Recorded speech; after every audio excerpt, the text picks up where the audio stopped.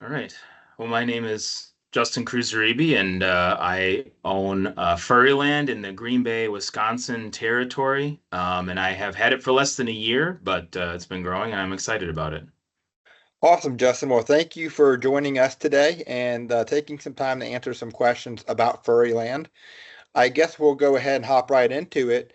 What made you choose to go with Furryland over other opportunities out there in the market?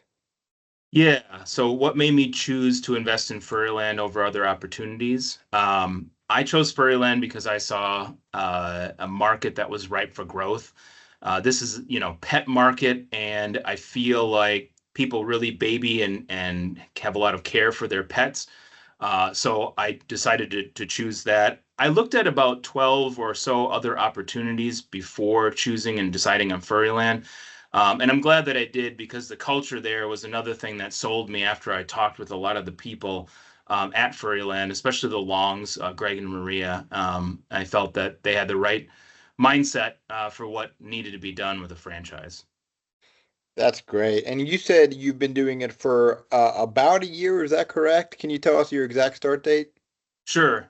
We opened in the beginning or the end of June, beginning of July of 2024. So it hasn't quite been a year yet, a few more months and we'll be at a year, but yeah, that's about it. That's incredible. Well, I'll tell you, being so early in at just under a year, I guess that leads into my next question. Can you share a specific time our support teams helped you overcome a challenge in the business so far? Sure. So can I share a specific time that the support team at Furryland helped me overcome a challenge in my business? Since opening, we've had many challenges, Mhm. as I'm sure a lot of people who own businesses would say. There's one thing after another, it seems like. But the best example for me is we hired a lead groomer. This was the prospect that we had, and I was a little bit reluctant, but we didn't have a lot of other opportunities or options. We chose that person. They didn't really work out. It didn't last long, unfortunately. But I turned around with the team at Furryland. We pivoted. We were able to really hone in on the interviewing and hiring process, and we found ourselves a great lead groomer slash general manager pretty quickly, actually. And that was very fortunate for us. So I was really glad to have Furryland support in that regard. That's awesome. Can you share just a quick example of what made your current GM head lead groomer stand out to you on that side? Definitely. She had grooming experience and she had experience running or helping to run a business that was a grooming business before. It was a brick and mortar business. But I think the nice thing about that is we kind of sold her on it by saying, this is mobile, this is convenient. She was very intrigued by that, and so coupled with her experience, it was a perfect union, so to speak.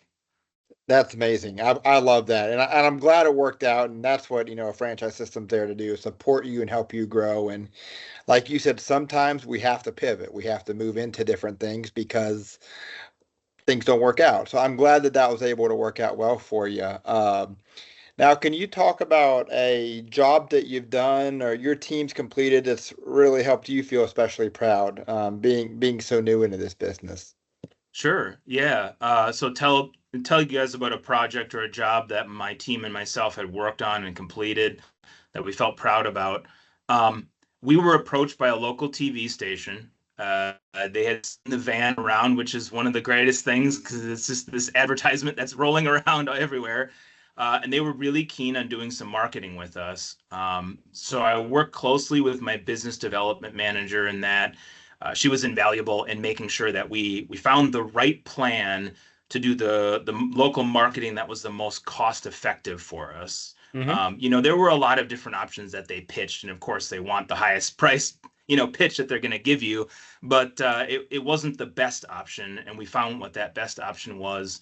And we were able to make a commercial out of that. We had a lot of ads on YouTube as a result of that. It was a great win for my territory, my area. That's awesome. Now I've got to ask, because some people are a little camera shy. So how was it going on camera? Was that your first time doing a commercial? It was my first time doing a commercial, but I had no problem with it. I don't mind being in front of people. I'm a martial arts instructor, so being in front of people and doing that is not a problem for me at all.